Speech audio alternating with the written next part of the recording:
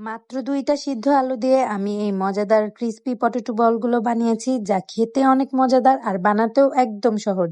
ঘরে থাকা সিম্পল কয়েকটা উপকরণ দিয়ে এই ক্রিস্পি পটেটো বলগুলো বানানো যায়। তো চলুন দেরি না করে রেসিপিটি শুরু করি। প্রথমেই ২টা আলু আমি খুব ভালোভাবে ছিলে ছোট ছোট টুকরা করে কেটে সিদ্ধ করে ঠান্ডা করে এগুলোকে ম্যাশ করে নিয়েছি।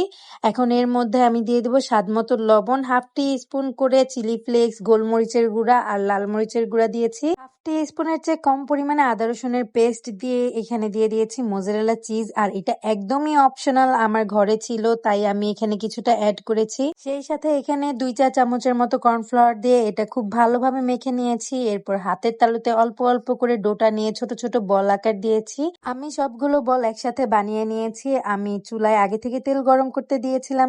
তেলগুলো যখন অল্প একটু গরম হয়ে আসবে তখন আমি একে একে সবগুলো বল দিয়েছি। বলগুলো যখন এক পাশে একটু লাল হয়ে আসবে তখন আমি এভাবে কড়াইটাকে একটু নেড়ে দেব। কোনো চামচ দিয়ে নাড়া যাবে না, তাহলে কিন্তু এগুলো ভেঙে যাবে। যখন এরকম গোল্ডেন ব্রাউন কালার চলে আসবে তখন এগুলোকে আমি নামিয়ে সার্ভ করব।